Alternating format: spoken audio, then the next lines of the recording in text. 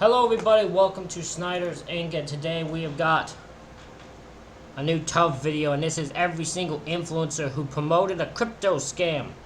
We're gonna get right into it, ladies and gentlemen. Hit the like button, subscribe button, comment, think down below. Let's go. This video is sponsored by Aura. Logan Paul, IShowSpeed, FaZe Banks, Tana Mongeau, Dylan Dennis, Kim Kardashian, Aiden Ross are just a few influencers who lied to their supporters using crypto scams. What was their common goal? Well, you guessed it, money. So today, we're taking a look at every single influencer who promoted a crypto scam.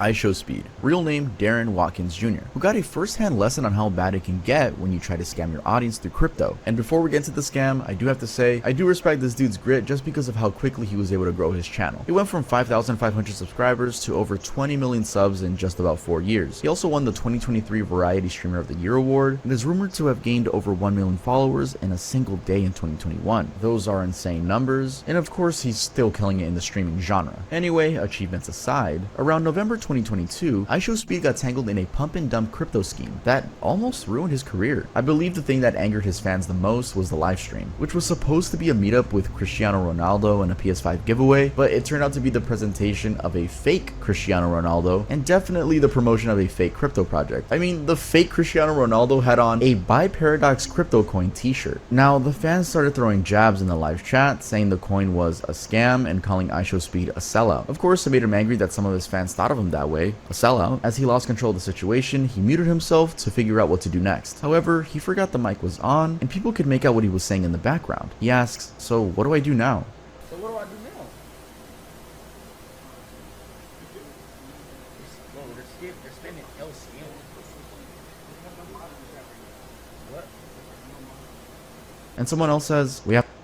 Can I just add this for IShowSpeed? IShowSpeed, I mean, first of all, ignoring the fact you always gotta have mods in your chat. I mean, that's just common now. You gotta have mods in your chat. You don't know what the hell will come into your lap thing if you don't have mods and you can't control your own chat. That's just fact. Ignoring that, you're promoting a scam anyway, so it doesn't fucking matter. But I just want to throw that you always want to have that. have no mods in the chat. When he comes back on, he says mods are in the chat and that people will not see any more of the scam messages. He then says something along the lines of, "No, I'm not gonna say that. Then it's gonna be obvious, bro," in response to something that one of the Paradox team guys says to him in the background. You know what I'm doing, bro? No. I'm not gonna say it, but then it's gonna be obvious, bro. Clearly, they were trying to hide the fact that all of this was just a scam. Now, the livestream moments weren't the only thing part of evidence. There was more to it. My investigation into Paradox's features led... Yeah, I think IShowSpeed's thing has always been that he didn't know it was a scam. Like, he just got involved to it and he didn't know it was a scam, but, like, come on. Do some research. That's why you would never, you will never. I mean, if you ever see me promoting any crypto fucking thing, if you see me on here promoting some crypto, I've lost my fucking plot, okay? I've lost my fucking mind. I'm clearly not all there. If that ever happens, get fucking people to help me, because I've lost my fucking mind, clearly. Because I see through this shit, and there ain't no one who can convince me fucking otherwise of that. Led me to the conclusion that it is an impossibly complex web of features that an average user would never really understand. I went through their white paper, and there's really no easy way to connect everything they had going on, and CoffeeZilla had the same conclusion on it. Anyway, following the bot stream, Yeah, CoffeeZilla's fucking the smart guy here. He's smart when it comes to this scam shit. I need to react to him more. IShowSpeed really had a difficult time fending off the scammer tag, and was visibly annoyed when his brand would be associated with it. Stop spamming. I'm not a scammer, bro. Why do you keep spamming? Bro, I'm not a scammer, dog. I made a little mistake, you know, that I wish I never did, but I'm not a scammer, bro. He apologized, saying, "I made a little mistake that I wish I never did, but I'm not a scammer." I also have to add that, of course, there was more to the story, including the Paradox founder Amio Telio threatening the YouTuber CoffeeZilla with physical violence. But the bottom line is that IShowSpeed wrongly used his influence to Bro, I'm not a scammer, dog. and the hope is that he learned from that failure. Crypto.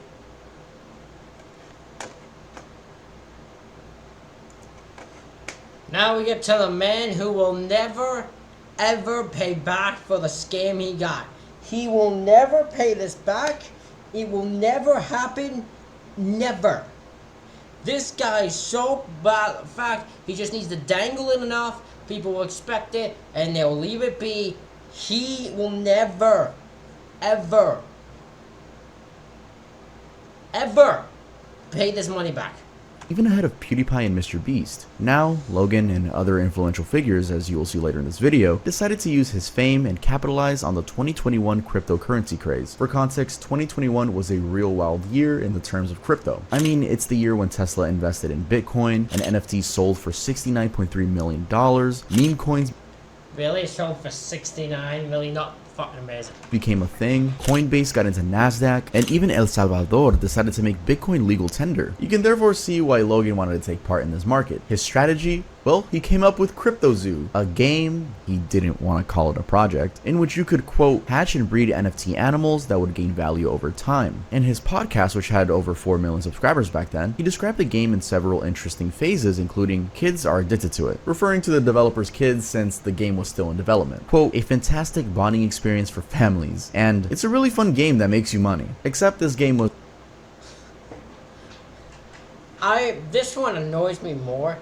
I did a reaction, I think, to the Logan Paul part, because this annoyed me more, and how fucking he actually got away with this. Really, at the end of the day, he got away with this because he'll never pay this, and will never be forced to.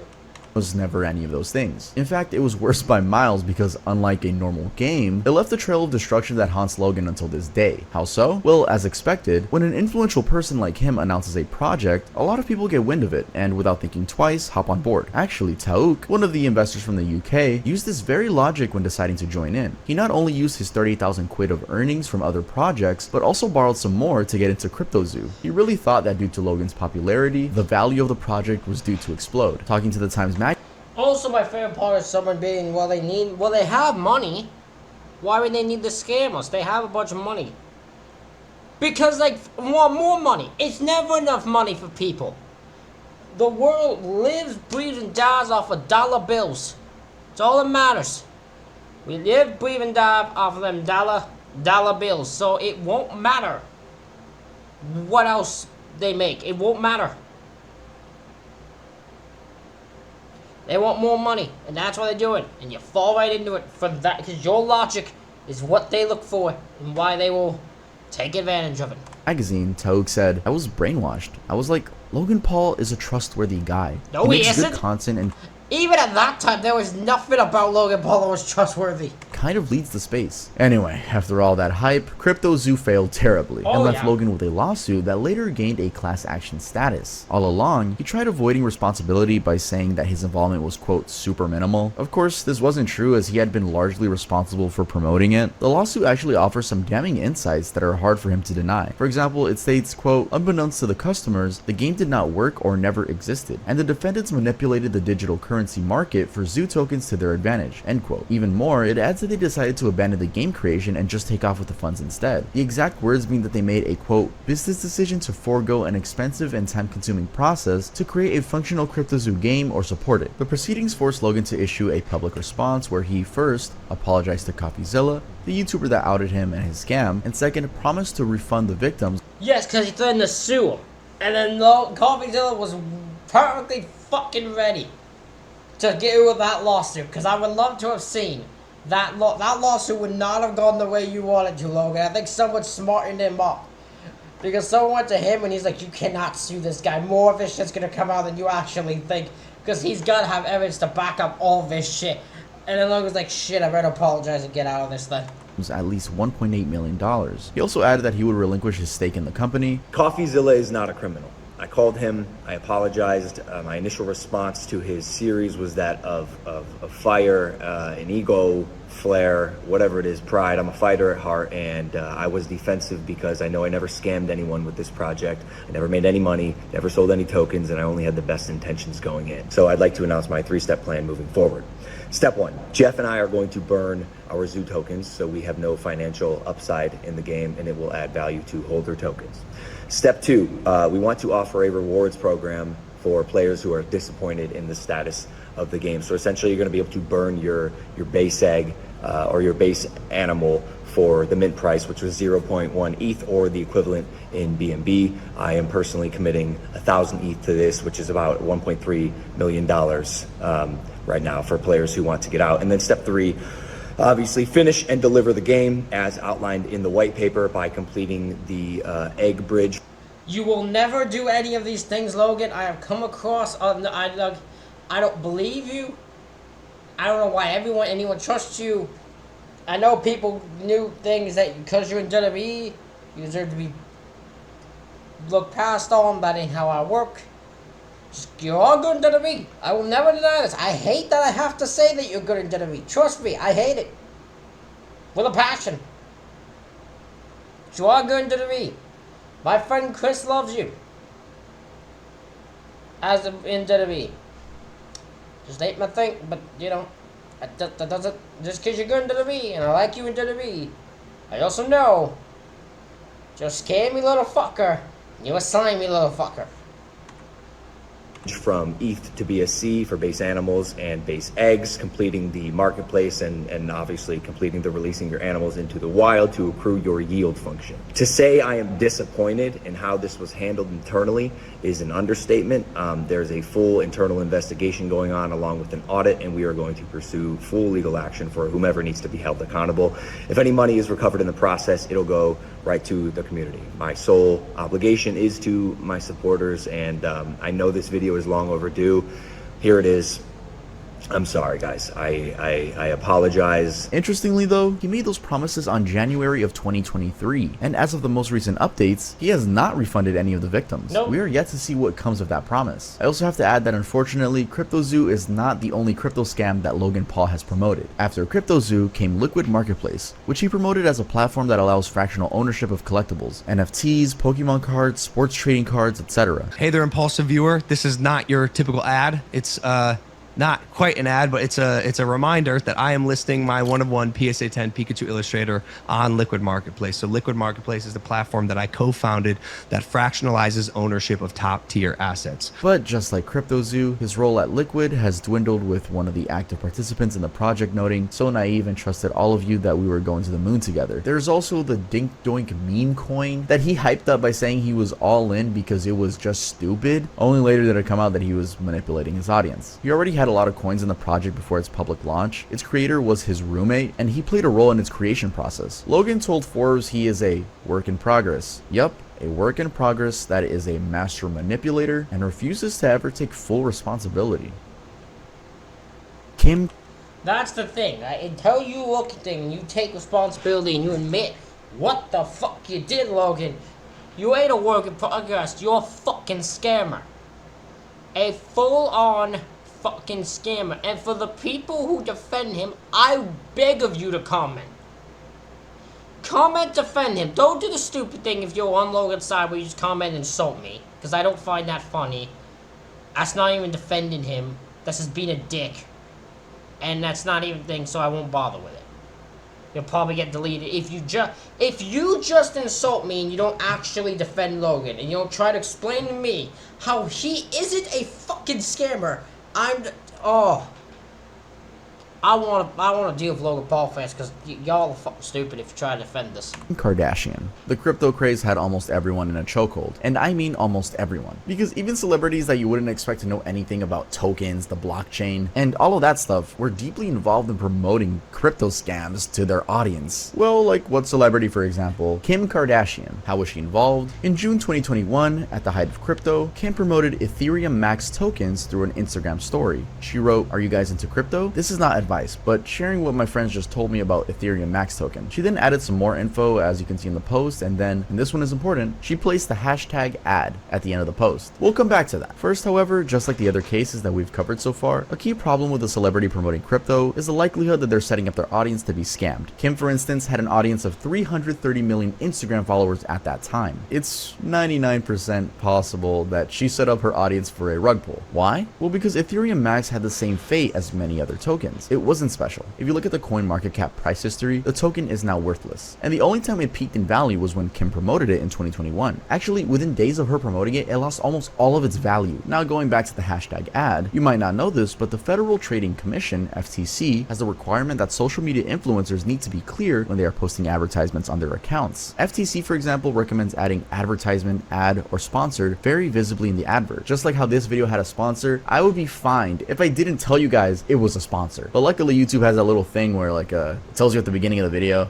I just click that checkbox. But yeah, it's a serious thing, you know. No one wants to lie to the audience and be like, oh, well, I just have this product on my own. I'm doing free promo. It's like, no, you're not. This is why Kim Kardashian had that hashtag ad at the end of her Ethereum Max post. However, what she might have not known was that crypto tokens are tradable assets and are classified under the securities category. This means that they require much more disclosure around their promotion than regular products. It should thus not come to a shock to you that on October 2nd, 2022, in a news release, the Securities and Exchange Commission chair, Gary Gensler, said Ms. Kardashian's case also serves as a reminder to celebrities that the law requires them to disclose to the public when and how much they are paid to promote investing in securities. This was after fining Kim a whopping $1.26 million for the Ethereum Max Instagram story. While she disclosed that it was an advert, according to the CEC, she had to include how much she was paid. And how much was she paid exactly? Forbes reported that she got an estimated $250,000 for one Instagram story, and that the so-called friends was just the cryptocurrency behind it. I mean, she's already a multimillionaire. I just don't know why she took this deal. Like, stupid. That's all I gotta say for that one. Let's head on to the next one. Yep, fucking stupid. Straight fucking stupid.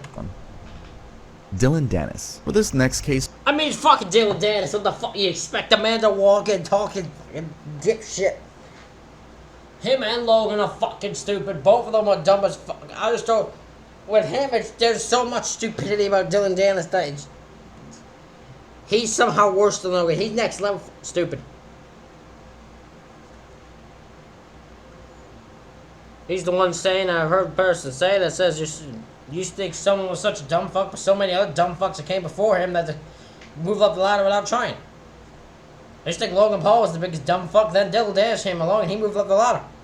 focusing on Dylan Dennis. Logan moved up the ladder, I mean, when it comes to that. Facts make it a situation where both the good guy and the bad guy are bad. This will make sense in a few, but first, who is Dylan Dennis? Well, the short of it is that he's a retired mixed martial artist who's famous for cage fights. Well, he sort of thrives off of controversy, with even Dana White, the CEO of the UFC, describing him as, every time he's around, shit's going down. We can't have that stuff going on here. Now, Dylan, besides the MMA stuff, got some popularity on Twitter for exposing the crypto scams, the good guy way, and thus making himself seem like a legitimate source for such information. This charade was, however, torn apart by a CoffeeZilla investigation. By the way, if it wasn't obvious, a lot of my sources is CoffeeZilla, so make sure to go watch all of his videos, make sure to subscribe to him. If you don't, you're lame. But yeah, let's continue. CoffeeZilla's CoffeeZilla's amazing. Honestly, he is fucking amazing at what he does. I love CoffeeZilla. to prove that indeed Dylan was scamming people by pretending to be the good guy. The specific reference to his actions dates back to December 2022 when he called out Logan Paul for the CryptoZoo scam. Yes, the one we just talked about. His tweet read, "Damn, Logan Paul's a scumbag, feel bad for everyone he scammed." Unfortunately for him, people had been watching him and there was evidence that he had been scamming people as well. He was exposed via this tweet by ZachXBT, which had screenshots of him hyping up projects as early as January 2022 that ended up being pump and dump schemes, and further investigations found that he promoted a lot of other similar projects and ended up deleting the tweets afterwards. And he couldn't really escape the allegation about his past because CoffeeZilla set up bait for him to promote a made-up project and he fell for it. Coffee reached out to Dylan via a proxy, he responded, then Dylan was fooled with a white paper exactly like the one from CryptoZoo. He agreed to a price and terms and did the promotional tweet. Now the very interesting thing here is that Dylan never read any of the white papers or even promotional terms. Absolutely zero diligence. Why? Well, because the whole time he was tricked by Coffee to promote a project similar in nature to what he called out Logan Paul for. And not only that, he tweeted a link to a website that detailed all his previous scams despite this intention being clearly stated in the contract terms. After tweeting about this fake NFT project, Dylan was asked about the whole thing and his response was that CoffeeZilla changed up the website on him. The damning tweet now remains archived on the same website. Now the story could end there, but while researching it, I found this very recent tweet where Dylan is calling out Logan Paul for not honoring his refund pledges to CryptoZoo's investors. There's also a video interview where he says Logan is, quote, not a good guy. It's just very funny that his actions are extremely similar when it comes to scamming his audience, and he's trying to play the good guy card. That's really all I have to say. Oh, yeah, well, like I said, Dylan Dennis. Dumb fuck. Say about that one. Let's head on to the next one. Save the Kids. The two crypto scams we've just talked about This one is just fucking. This is shameful.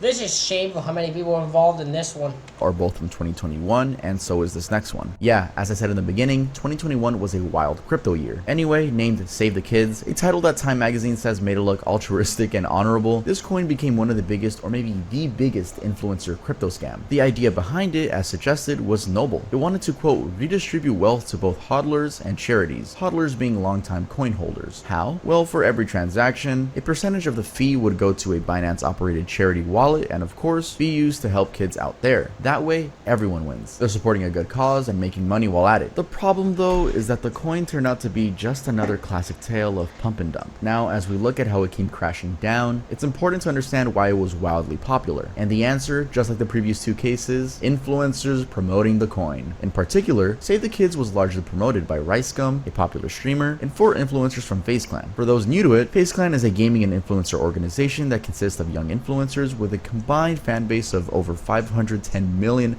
hyper-engaged followers across different social platforms. That's actually how they describe themselves on their website. Anyway, these 4 were Kay, Jarvis, Tico, and Nikon. And there was also a guy named Sam Pepper. I'll try summarizing the roles without boring you with too many details. So primarily, Save the Kids was a brainchild of Kay and Sam Pepper. Kay, as I've already stated, was a member of FaZe. Sam, on the other hand, was FaZe's head of content. Interestingly, as the coin collapsed, Kay threw Sam under the bus, blaming him for what happened. He said, "I had no ill intention promoting any crypto altcoins. I honestly and naively thought we all had a chance to win, which just wasn't the case." In a video release, Kay alleged that Sam made all the decisions and that if it weren't for him, he, Kay, would never have gotten entangled with crypto in the first place. However, all of this was heavily contested, as it turns out, through insanely good investigative work by CoffeeZilla, that Kay not only had crypto dealings before that incident, but was also personally involved in the rug pull. In fact, he dumped his coins 30 minutes before Sam, and this rug pull was just within 24 hours of the coin's launch. The next person, Jarvis, also promoted the coin and sold 2/3 of his wallet within days of its launch. The other one was Tico, who, while initially accused of being part of the scheme, was proven innocent as he never sold his tokens. He even bought more. Lastly, Nikon and RiceGum fall in the same bundle as Jarvis. As CoffeeZilla put it, they did not have prior evidence of malicious intent behind the crypto project, but nevertheless dumped their Save the Kids tokens at their earliest convenience. Now, another interesting bit for this crypto is that there were some measures like the anti-whale mechanism meant to protect small investors. This meant that whales, those with massive tokens like K6.2 million, could not sell more than 0.1% of their supply per minute. The rules were also that no whale could sell off within 5 days of launch. All of these were broken. The code was changed just minutes before to allow them to happen. Anyway, the aftermath was that Kay got kicked from FaZe, while Jarvis, Tico, and Nikon got suspended. Later, Kay admitted that beyond losing $37,000 directly in the project, the scandal cost him about $500,000 due to the refunds that he had to make. Hopefully, they all learned their lesson.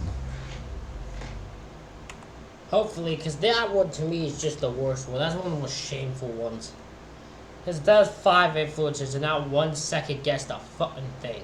Adin Ross. Remember the Jake Paul scams we just talked about? Well, one of them, specifically the MILF coin, brought an equally bad reputation for Adin Ross. And before we get into it, I'll give you a quick summary on who Adin is. He's a very popular streamer, popular for his NBA 2K and GTA content, also his Just Chatting stuff. He started streaming on Twitch, where he had a massive audience with about 4.1 million followers as of June 2021, when, you know, the crypto stuff was going down. Long story short, he has a huge fan base, he got banned from Twitch, and he now streams on Kick.com. And if I'm mentioning Kick, I gotta do some self-promo #ad here that I also stream on Kick, so make sure to catch my streams over there. If you're wondering why I stream on Kick and not Twitch, it's because I just don't like Twitch. I've made a bunch of videos talking bad about Twitch, and I have my reasons to just not like Twitch. I mean, especially with them always changing their rules, and you know what, I'm not gonna get into it, but I don't like Twitch. I will say that when you go to Kick.com, just make sure to check the box where you're not shown any gambling stuff, because I'm not trying to promote gambling to you guys, I know. Anyway, he was doing extremely well and had a few braggings right up his sleeve. Now, this shiny side of Adin quickly faded once he boarded the crypto train. On May 27th, 2021, he tweeted about a giveaway for MILF token. The tweet was simple. He would give away $10,000 to a random person who would retweet his tweet and have any amount in their MILF token wallet address. Still, in May, he also did a live stream to promote the coin. Apparently, during the live stream, he was, quote, converting hundreds of dollars into the cryptocurrency. Now, the problem with this, as you can guess, is that the coin was bound for the inevitable pump and dump fate. And personally, for me, the worst part of the story is how he just laughs it off and is aware that he scammed his fans. Chat, by the way, that MILF token shit I did a while back, I already told you guys, don't buy that. I got paid a bag to do that shit. Like, I don't give a fuck. I hope none of you guys actually bought it. Of course, this angered a lot of his fans and he got called out for hypocrisy. The hypocrisy being in how he tried to play off that he had never promoted any scams, even though doing this just 2 months prior. Later, when confronted, he also denied that the MILF coin was a pump and dump and tried arguing that because he promoted it horribly that it was fine. It's already scummy to scam your audience, but I think it's even scummier to laugh at them. William Moss is a prick. The guy next to him, the guy who's next, is a prick also. Jake Paul. What's worse than one brother pulling a crypto scam? Well, two brothers pulling a crypto scam. And yes, I'm referring to Logan Paul and Jake Paul. We've already gone over a summary of the Logan Paul crypto zoo mess, so now let's focus on Jake. And starting us off is an undeniable fact that Jake is far worse than Logan in these scams. Why? Because he has promoted more projects with a combined $2 million in promotional earnings. I'm talking about Sacred Devils NFT, he got paid $139,000 to promote it, Apes in Space, which was an obvious rug pull, The Bored Bunny, where investors lost a little over $21 million in a slow rug pull, Orbit Crypto, which linked to a freaking Telegram channel, the 6.3 million Anamoon rug pull, where founders vanished with the cash and deleted their website and Twitter accounts, then Yummy, which was supposed to be a charity focused project, then came MILF Token, and the list keeps going on.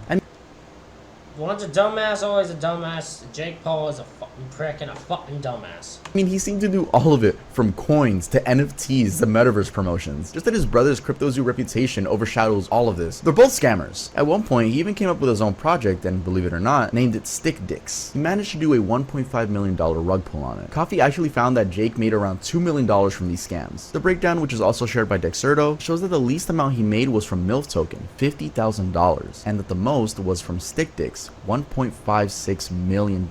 Now, unlike his brother, Jake didn't walk away scot-free from this. The law caught up with him in March 2023 for promoting the Tronix tokens back in 2021 in exchange for crypto assets worth $25,000. He was fined $400,000. His accomplices, Lindsay Lohan, Kendra Lust, Lil Yachty, Neo, and Akon, also paid. Well, Lindsay Lohan.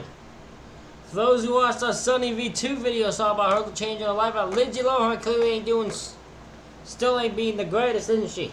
An equivalent amount. Turns out that the Securities Exchange Commission didn't like that the founders were manipulating the Tronix and BitTorrent markets via wash trading, faking market activity, and doing so with the help of celebrities, and not disclosing that these celebrities were paid actors. Now, given that Jake Paul pivoted to boxing, some people, like this YouTuber, have wondered if his role in the crypto scams might suggest that he's still the same terrible person with just updated tactics.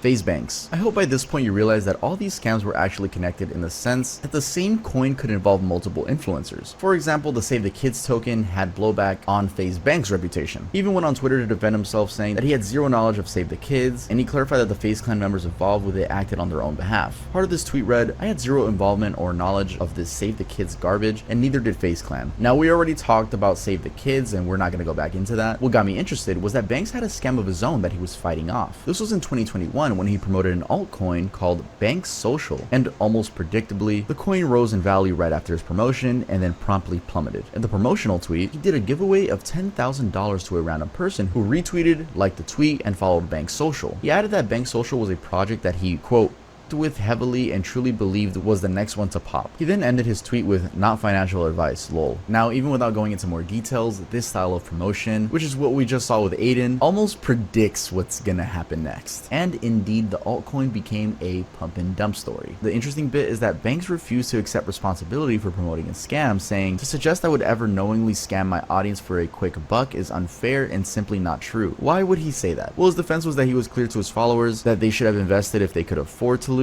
and that he hadn't even sold a single dollar from what he had made in the altcoin. Another interesting part is that Banks Social, in an interview with Mashable, contradicted his story. Banks Social CEO said that FaZe Banks and those who heeded his promotion pumped and dumped the coin. This made... Oh boy.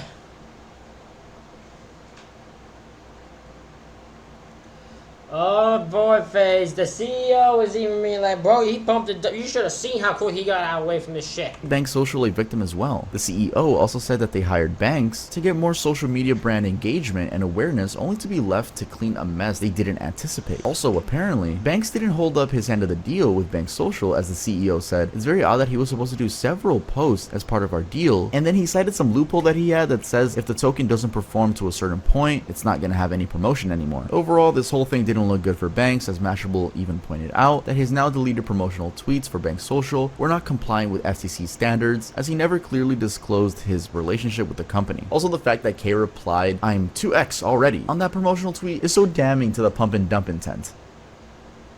Tana Mongeau. Next on our list is Tana Mongeau, whose interaction with crypto was just as horrible or maybe even worse. It actually could be worse because similar to the Save the Kids one, this was for a good cause, and it was called Titscoin. This altcoin I don't know this one.